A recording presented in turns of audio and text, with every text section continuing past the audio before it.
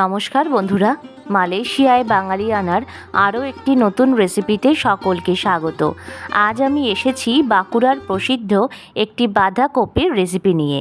রেসিপিটা কিন্তু বানানো ভীষণ সহজ এবং মাত্র একটি মশলায় এবং ভীষণ কম তেলে রেসিপিটা আজকে বানিয়ে দেখাবো, আর একেবারে নতুন পদ্ধতিতে। আশা করছি আজকের রেসিপিটি সকলের ভালো লাগবে। যদি ভালো লেগে থাকে লাইক, শেয়ার, কমেন্টস করবেন এবং নতুন বন্ধুরা চ্যানেলটিকে সাবস্ক্রাইব করে আমার প্লিজ পাশে থাকবেন। তবে চলুন রেসিপিটি দেখে নেওয়া যাক। এখানে বাঁধাকপির এই রেসিপিটা বানানোর জন্য আমি একটা মিডিয়াম সাইজের বাঁধাকপি নিয়েছি। এবার বাঁধাকপিটাকে একটু বড় টুকরো করে কেটে নিচ্ছি। দেখুন আমি কীরকমভাবে কেটে নিচ্ছি। এর থেকেও বড় টুকরো করে কিন্তু বাঁধাকপিটা আপনারা কেটে নিতেই পারেন। শীতকালে গরম ধোয়া ওঠা ভাতের সাথে কিংবা রাতের ডিনারে রুটির সাথে এই রেসিপিটা থাকলে আর কিছুই লাগবে না। এটা এতটা টেস্টি হয়। সম্পূর্ণ বাঁধাকপি কাটা হয়ে গেলে একটা পাত্রে নিয়ে নিয়েছি। এবার এটাকে বেশ 3-4 বার মতন ভালো করে ধুয়ে জলটা ঝরিয়ে নেব। এবার এদিকে নিয়েছি একটা মিডিয়াম সাইজের পেঁয়াজটাকে একটু বড় টুকরো করে কুচিয়ে নিচ্ছি। এর থেকে ছোট টুকরো করে কিন্তু এই পেঁয়াজটাকে কোচানোর কোনোই প্রয়োজন নেই, একটু বড় টুকরো করে কুচিয়ে নিলেই হবে। আর বাঁধাকপিতে দেওয়ার জন্য আমি নিয়েছি 2টো আলু, কিন্তু আলুটা একেবারে মাছের ঝোলের জন্য যেরকমভাবে আমরা আলু কাটি ঠিক সেইভাবে আলুটাকে কেটে নিতে হবে। এবার আলু দুটো কাটা হয়ে যাওয়ার পরে নিয়েছি একটা টমেটোগুলোকেও একটু বড় টুকরো করে কেটে নিতে হবে। এগুলো কাটা হয়ে গেলে এখানে আমি 5 থেকে 6 কোয়া মতন রসুন নিয়েছি। এবার পেঁয়াজ, টমেটো এবং রসুনগুলোকে একটা প্লেটে নিয়ে নিলাম। এবার দেখুন একটা কড়াই নিয়েছি, তার মধ্যে সম্পূর্ণ বাঁধাকপিটা আমি দিয়ে দিলাম। বাঁধাকপিটা দেওয়া হয়ে গেলে তার উপর দিয়ে কেটে রাখা আলুগুলো দিয়ে দিচ্ছি।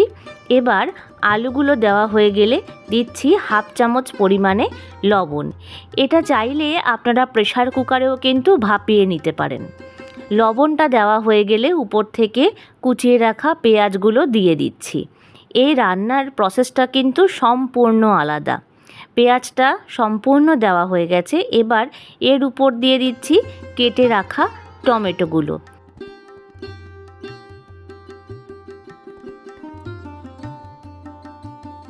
সবই কিন্তু ঠিক এই রকম উপর দিয়ে দিতে হবে। তারপর দিচ্ছি 2টো কাঁচা লঙ্কা। এবার দিচ্ছি উপর থেকে সামান্য পরিমাণ জল। এই বাঁধাকপিটাকে কিন্তু সামান্য আমরা ভাপিয়ে নেব, একদমই কিন্তু সেদ্ধ করব না। আর দিচ্ছি 2 চামচ পরিমাণে কাঁচা সর্ষের তেল। সম্পূর্ণ উপকরণগুলো দেওয়া হয়ে গেলে ঢাকনা দিয়ে এটাকে ভাপিয়ে নেব। যতক্ষণ এটা ভাপানো হবে ততক্ষণ একটা পাত্রে আমি নিয়ে নিয়েছি 1.5 চামচ পরিমাণে কালো সর্ষে, একটা কাঁচা লঙ্কা, সামান্য পরিমাণ লবণ। তারপর জল দিয়ে ভিজিয়ে রেখে এটাকে একটা স্মুথ পেস্ট তৈরি করে নিলাম। এদিকে এটা কিন্তু ভাপিয়ে নেওয়া হয়ে গেছে।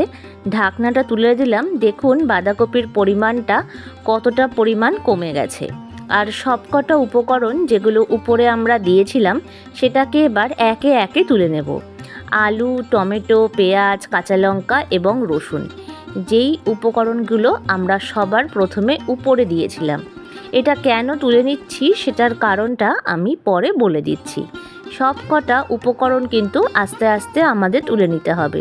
আর যদি পেঁয়াজ বা কিছু থেকেও থাকে বাঁধাকপিতে তাহলেও কিন্তু কোনো অসুবিধা হবে না।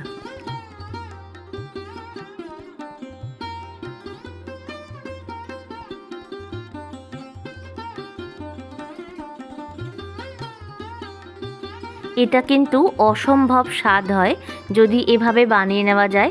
যারা বাঁধাকপি খেতে একদমই অপছন্দ করে থাকেন তারাও কিন্তু আরও একবার বানিয়ে দেওয়ার জন্য আর্জি জানাবে।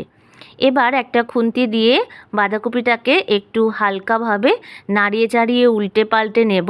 এবার একটা পাত্রে এটাকে আমরা নামিয়ে নেব।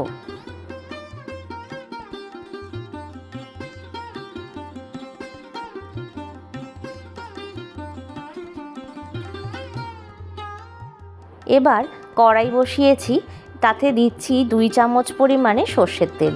তেলটা ভালো করে গরম হলে তার মধ্যে দিচ্ছি হাফ চামচ পরিমাণে পাঁচফোড়ন আর ভাপিয়ে নেওয়া আলুগুলো। আলুটা দেওয়া হয়ে গেলে খুন্তির সাহায্যে আলুটাকে বেশ হালকাভাবে নাড়াচাড়া করে নিতে হবে।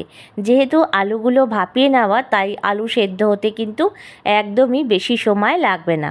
দিচ্ছি সামান্য পরিমাণ হলুদ আর হাফ চামচ পরিমাণে লবণ, দিলাম হাফ চামচ পরিমাণ লাল লঙ্কার গুঁড়ো। এই রেসিপিটা কিন্তু একটু ঝাল ঝাল হবে, তাই আপনারা লঙ্কার গুঁড়ো বা কাঁচা লঙ্কা দুটোই বুঝে ব্যবহার করবেন। সামান্য নাড়াচাড়া করে নিয়ে যে পেঁয়াজ, টমেটো, রসুন, কাঁচা লঙ্কা তুলে রেখে দিয়েছিলাম, এটাকে ঠান্ডা করে একটা স্মুথ পেস্ট তৈরি করে নেব। তারপর এটা দিয়ে দিচ্ছি। সম্পূর্ণ পেস্টটা দেওয়া হয়ে গেলে একবার ভালোভাবে এটাকে নাড়িয়ে চাড়িয়ে নিতে হবে, যাতে মশলাটা বেশ ভালোভাবে কষে যায়, সেই দিকে অবশ্যই কিন্তু খেয়াল রাখবেন। মোটামুটি 1 থেকে 2 মিনিট এটাকে ভালোভাবে কষিয়ে নিতে হবে। তলায় ধরে যেতে পারে, তাই বাঁধাকপির থেকে যে জলটা রিলিজ হয়েছিল সেই জলটা দিয়েই কিন্তু এই সবজিটা আজকে আমরা রান্না করব। এবার ভালোভাবে নাড়িয়ে চাড়িয়ে নিয়ে দিচ্ছি সর্ষে বাটাটা, যেটা আগের থেকে আমরা পেস্ট করে রেখে দিয়েছিলাম। এখানে সর্ষের পরিবর্তে আপনারা সাদা তিল কিংবা সাদা সর্ষে এই দুটো মিলিয়েও পেস্ট করে নিতে পারেন। এবার ভালো করে কষিয়ে নিয়ে বাঁধাকপিগুলোকে দিয়ে দিতে হবে। সম্পূর্ণ বাঁধাকপি দেওয়া হয়ে গেলে একবার মশলার সাথে বাঁধাকপিটাকে উল্টে পাল্টে ভালোভাবে নাড়াচাড়া করে নিতে হবে।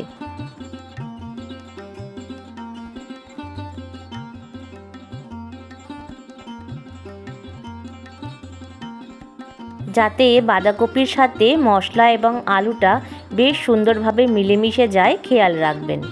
একটা ঢাকনা দিয়ে ঢেকে দেব 3 থেকে 4 মিনিটের জন্য। 4 মিনিট পরে দেখুন বাঁধাকপিটার কালারটাও বেশ অনেকটা পরিমাণ চেঞ্জ হয়েছে, আর জলও কিন্তু বেশ খানিকটা শুকিয়ে গেছে। তাই আরও কিছুক্ষণের জন্য এটাকে নাড়িয়ে চাড়িয়ে নিতে হবে। মোটামুটি 3 থেকে 4 মিনিট পরে ভালোভাবে জলটা শুকিয়ে গেলে উপর থেকে দিয়ে দিলাম কিছুটা পরিমাণ ধনেপাতা কুচি, যা এই রান্নার স্বাদকে দ্বিগুণ মাত্রায় বাড়িয়ে দেবে। তারপর একবার ভালোভাবে নাড়িয়ে চাড়িয়ে নেব। এখানে চাইলে সামান্য মিষ্টির ব্যবহার করতেই পারেন। তৈরি হয়ে গেল আমাদের বাঁকুড়ার প্রসিদ্ধ বাঁধাকপির ঝাল। আশা করছি আজকের রেসিপিটি সকলের ভালো লেগেছে। ভালো লেগে থাকলে লাইক, শেয়ার, কমেন্টস এবং নতুন বন্ধুরা চ্যানেলটিকে সাবস্ক্রাইব করে আমার প্লিজ পাশে থাকবেন। প্রত্যেকে ভালো থাকবেন, সুস্থ থাকবেন, অনেক আনন্দে থাকবেন।